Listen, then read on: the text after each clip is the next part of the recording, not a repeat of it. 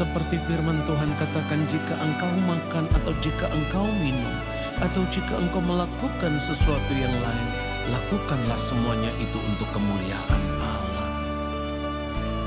Kesempatan hidup yang Tuhan berikan, ku mau pakai memuliakan Tuhan, melayani, mengasihi sesama seperti Bapa mengasihiku.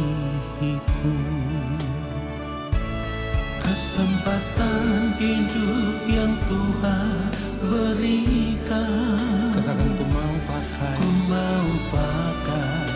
memuliakan Tuhan, melayani, mengasihi sesama seperti Bapa mengasihiku.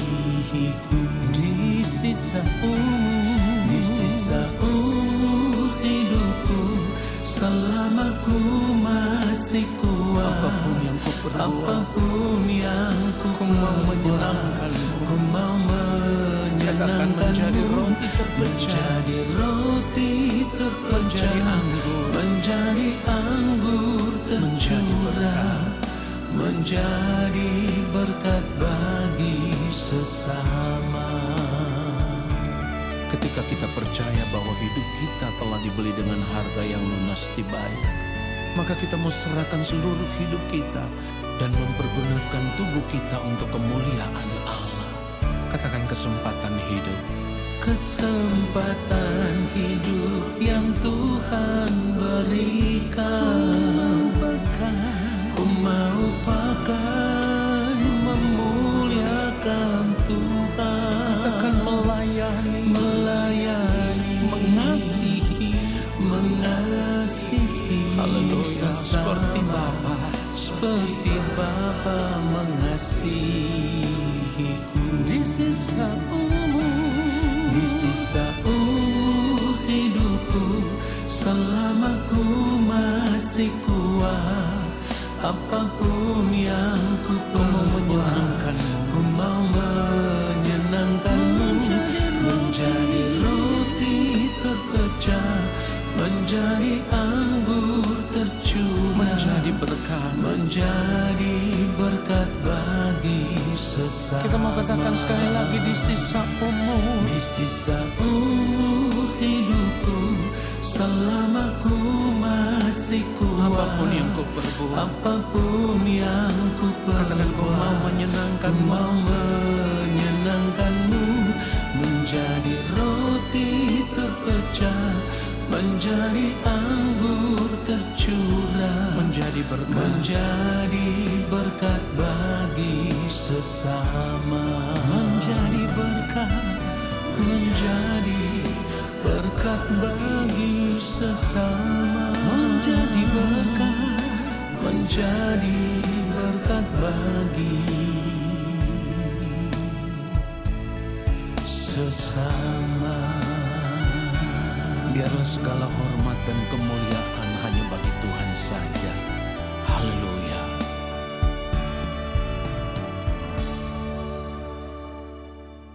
Shalom Bapak Ibu Saudara yang dikasihi oleh Tuhan Yesus Kristus.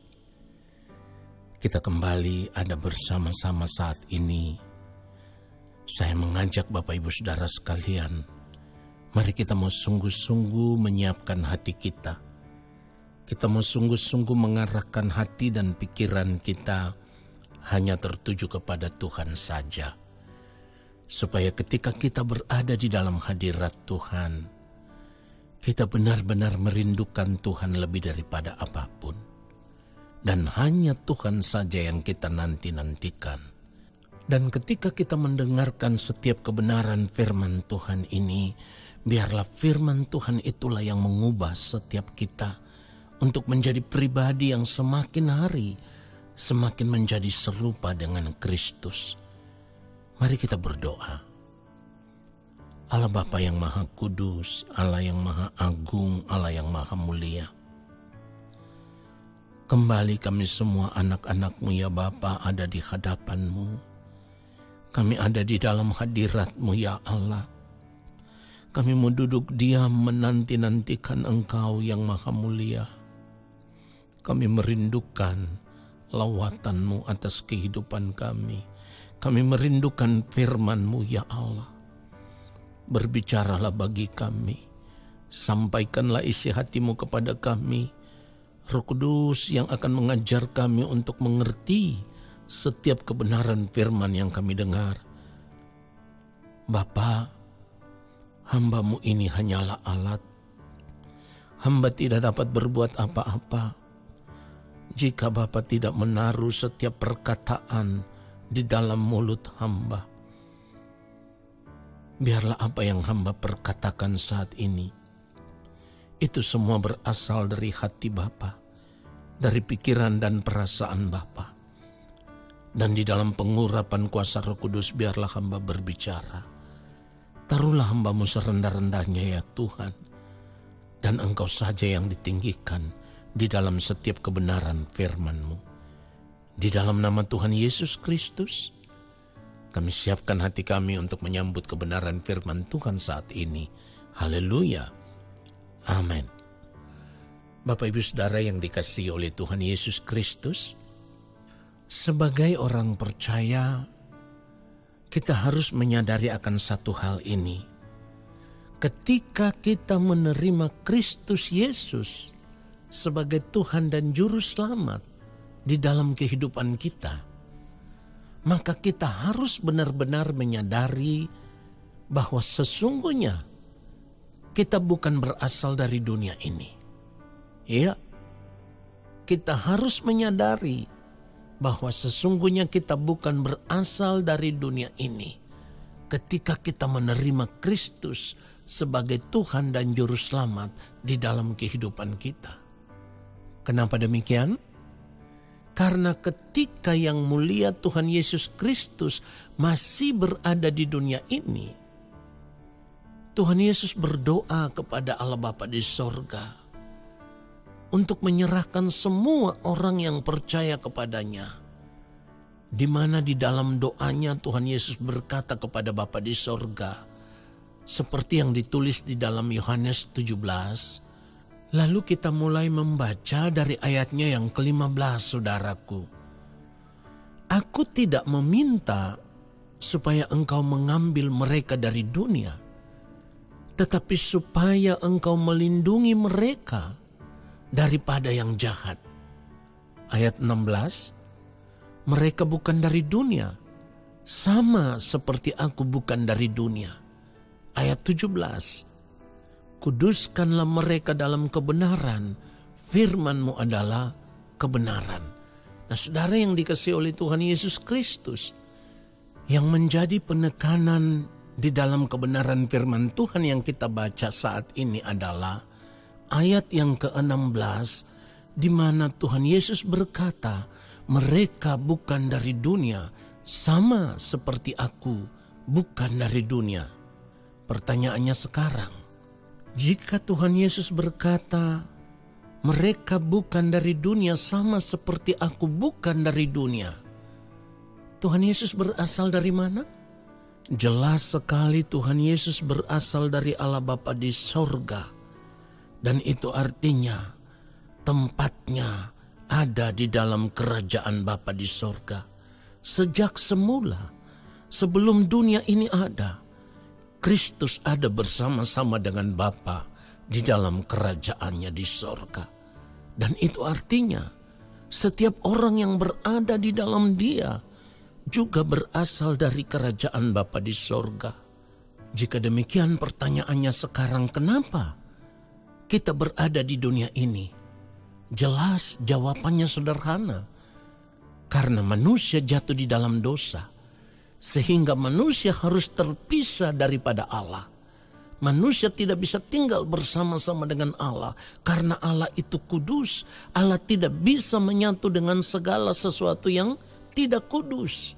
Sebab ketika manusia jatuh di dalam dosa, sama seperti yang firman Tuhan katakan, manusia telah kehilangan kemuliaan Allah.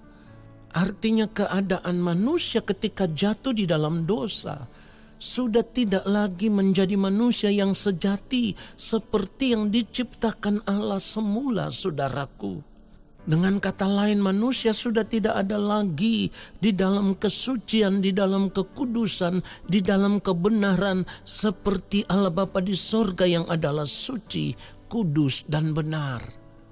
Nah, saudara yang dikasihi oleh Tuhan Yesus Kristus, akibat dosa itulah yang membuat manusia harus terpisah dari Allah. Ya, sekali lagi, akibat dosa itulah yang membuat manusia harus terpisah dari Allah. Firman Tuhan katakan di dalam Kejadian pasal yang ketiga, ayatnya yang ke-23, lalu Tuhan Allah mengusir dia dari Taman Eden supaya ia mengusahakan tanah dari mana ia diambil. Saudaraku, inilah merupakan awal mula keterpisahan manusia dari Allah. Dan kejadian itulah yang membuat sampai saat ini manusia ada di dunia ini, saudaraku. Jadi ketika yang mulia Tuhan Yesus Kristus ada di dunia ini dalam keadaan sama seperti manusia, yang mulia Tuhan Yesus Kristus berdoa kepada Allah Bapa di sorga dan berkata kepada Bapa, mereka bukan dari dunia, sama seperti aku bukan dari dunia. Ini artinya, saudaraku, bagi setiap orang percaya yang saat ini berada di dalam Kristus, orang percaya yang saat ini sudah menerima kasih karunia anugerah keselamatan di dalam Kristus Yesus, maka kita harus benar-benar menyadari keberadaan kita. Kita bukan berasal dari dunia ini. Tempat kita bukan di dunia ini, saudaraku, tetapi tempat kita yang sesungguhnya adalah di dalam kerajaan Allah Bapa di sorga. Karena orang-orang yang ada di dalam Kristus pada akhirnya akan kembali kepada Allah Bapa di sorga, tinggal bersama-sama dengan Bapa, tinggal bersama-sama dengan Tuhan Yesus di dalam kerajaannya sampai selama-lamanya. Bapak Ibu Saudara yang dikasihi oleh Tuhan Yesus Kristus, kalau saat ini kita mengerti benar bahwa kita bukan berasal dari dunia ini, itu berarti cara hidup kita pun tidak boleh sama seperti dunia ini, saudaraku. Sebab ketika kita mengerti, ketika kita tahu benar bahwa kita berasal dari Allah Bapa di sorga, yang artinya tempat kita itu sesungguhnya ada di dalam kerajaan sorga bersama-sama dengan yang mulia Tuhan Yesus Kristus, maka mari sekarang kita periksa hidup kita, cara hidup kita. Kita tidak boleh hidup sama seperti dunia ini, saudaraku. Kita harus hidup dengan cara hidup seperti anak-anak Allah yang berada di dalam kerajaan Allah Bapa di sorga. Jadi kalau kita tahu benar bahwa Allah itu kudus, Allah itu suci, Allah itu mulia, Allah itu agung, Allah itu benar, maka mari sebagai anak-anak Allah sekalipun kita masih berada di dunia ini, kita harus hidup dengan cara hidup anak-anak kerajaan Allah. Kita harus berjuang untuk hidup di dalam kesucian, hidup di dalam kekudusan, hidup di dalam kebenaran Allah Bapa di sorga. Jadi kalau firman Tuhan katakan di dalam Roma 12 ayatnya yang kedua, janganlah kamu menjadi serupa dengan dunia ini, tetapi berubahlah oleh pembaharuan budimu, sehingga kamu dapat membedakan manakah kehendak Allah, apa yang baik, yang berkenan kepada Allah, dan yang sempurna. Itu artinya ketika kita masih hidup di dunia ini, kita harus berjuang untuk mengerti apa yang menjadi kehendak Allah, apa yang baik, yang berkenan kepada Allah dan yang sempurna. Lalu kita hidup melakukan semuanya itu, saudaraku. Kenapa kita harus berbeda dengan dunia ini? Kita harus mengerti akan hal itu. Kenapa Allah Bapa di sorga menginginkan kita berbeda dari dunia ini? Saudara, karena dunia ini sudah dipenuhi dengan kejahatan. Tuhan tidak mau kehidupan kita dicemari oleh kejahatan dunia ini. Karena segala sesuatu yang merupakan kejahatan di mata Allah, itu tidak berkenan kepada Allah Bapa di sorga. Jadi kalau kita melihat di dalam doa Tuhan Yesus, Yohanes pasal yang ke-17, ayatnya yang ke-15, Tuhan Yesus berkata, "Aku tidak meminta supaya engkau mengambil mereka dari dunia, tetapi supaya engkau melindungi mereka daripada yang jahat." Saudaraku, kalimat doa Tuhan Yesus ini sebenarnya sudah menunjukkan kepada kita bahwa dunia ini penuh dengan kejahatan. Sekali lagi, dari kalimat doa Tuhan Yesus ini sebenarnya sudah menunjukkan kepada kita bahwa dunia yang kita tinggal saat ini dipenuhi dengan kejahatan. Itulah kenapa Tuhan Yesus berdoa, meminta kepada Bapa di sorga untuk melindungi kita, melindungi setiap orang percaya, melindungi anak-anaknya daripada yang jahat, saudaraku.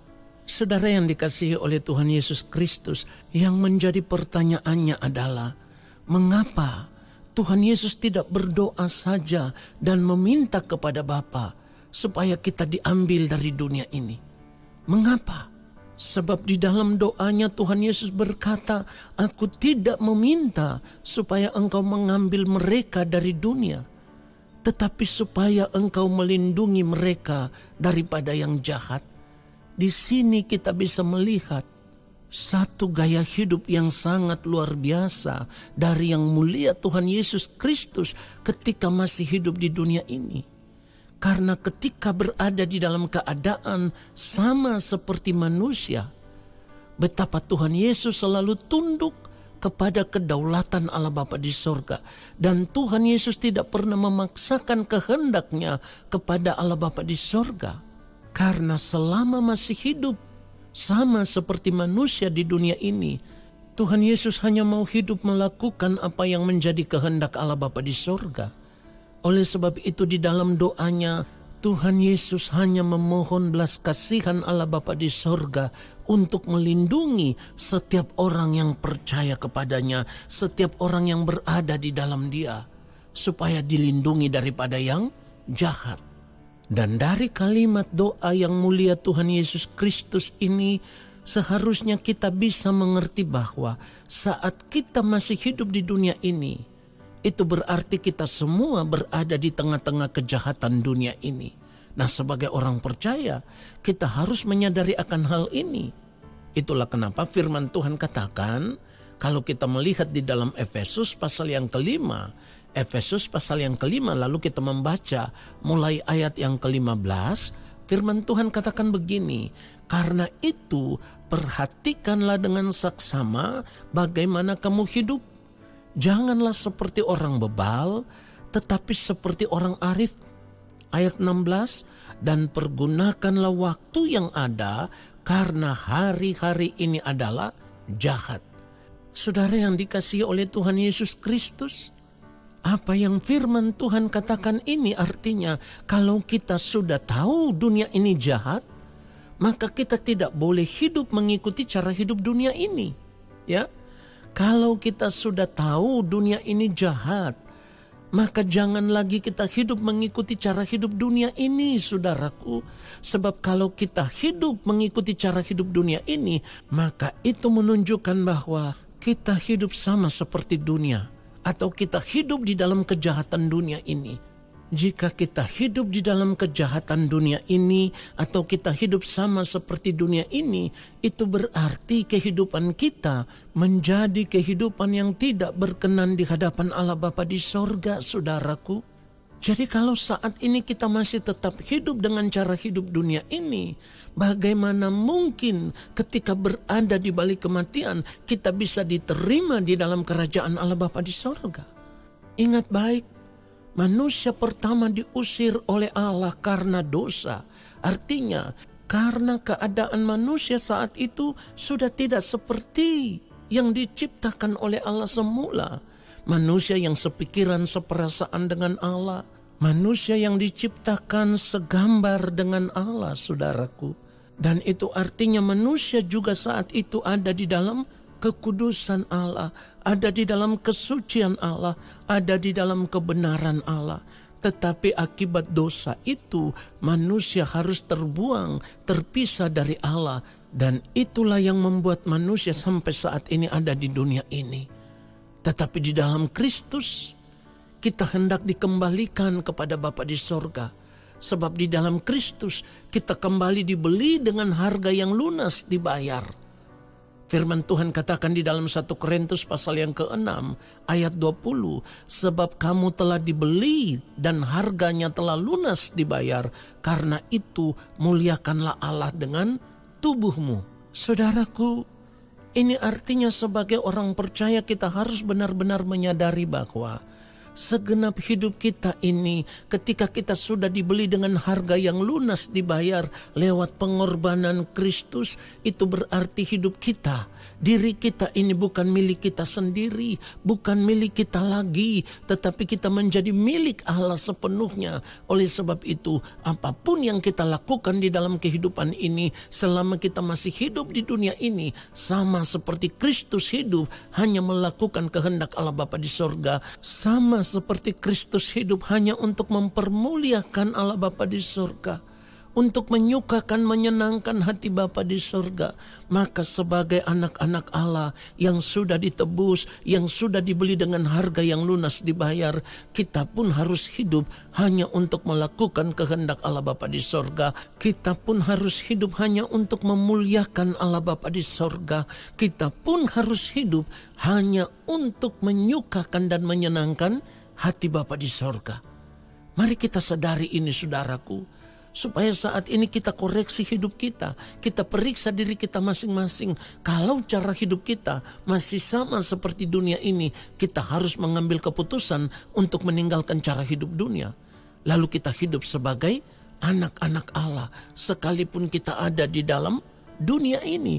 Tetapi cara hidup kita sudah menunjukkan kita hidup sebagai anak-anak kerajaan sorga. Supaya apapun yang kita lakukan di dunia ini, semuanya itu memuliakan Allah Bapa di sorga. Itulah kenapa firman Tuhan katakan di dalam 1 Korintus pasal yang ke-10 ayat 31.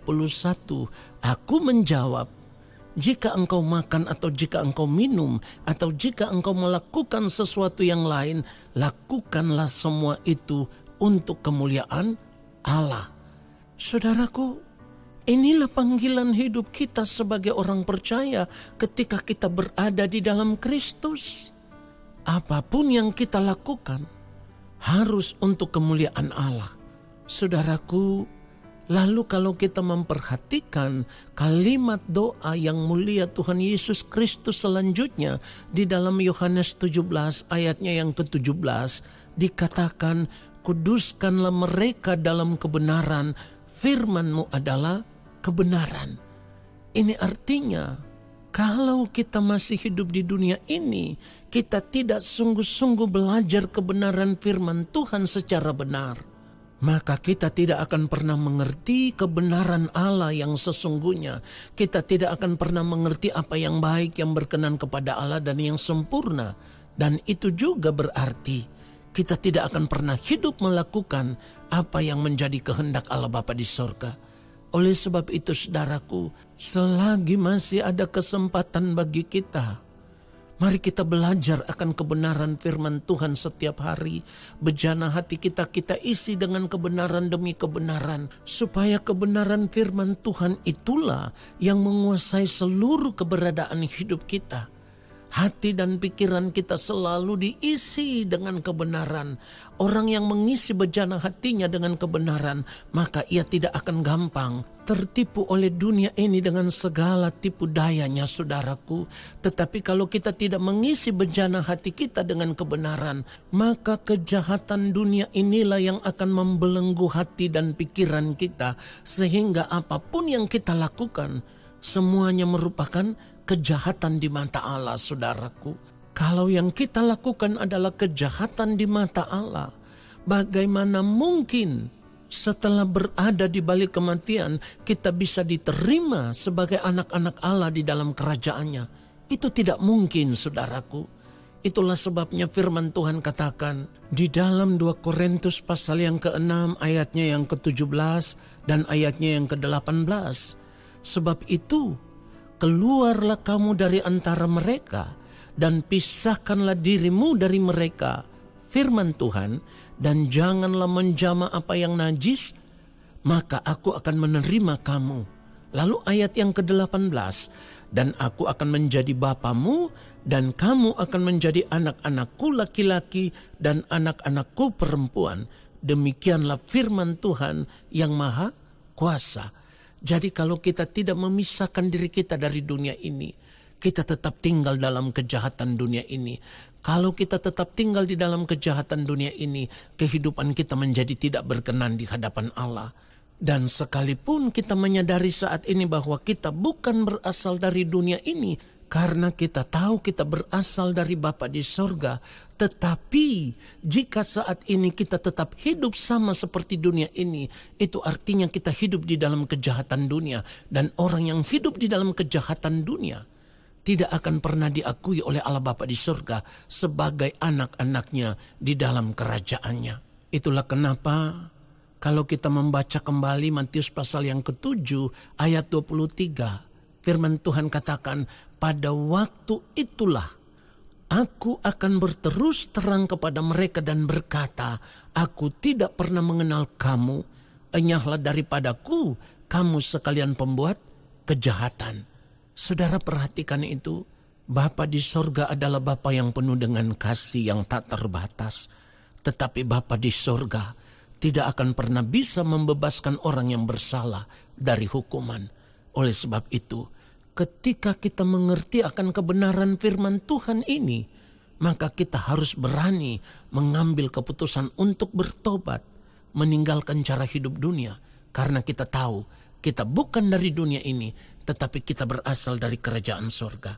Kita harus hidup selama kita masih ada di dunia ini, hidup sebagai anak-anak Allah, sebagai pangeran-pangeran surgawi yang hidup hanya untuk memuliakan Allah Bapa di surga. Tuhan Yesus memberkati kita semua. Amin. Saudara, mari kita arahkan hati kita sungguh-sungguh di hadapan Allah Bapa di sorga. Kita mengangkat tangan di hadapan Bapa, tandanya kita menyerah dalam tangan Bapa. Dan kita percaya ketika kita mengangkat tangan, kiranya Bapa berkenan menurunkan tangannya dan memberkati kita semua.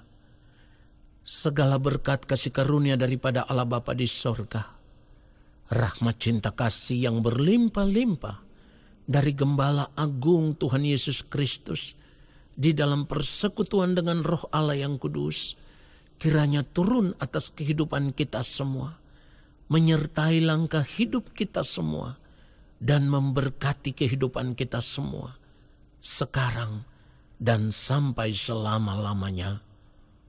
Amin.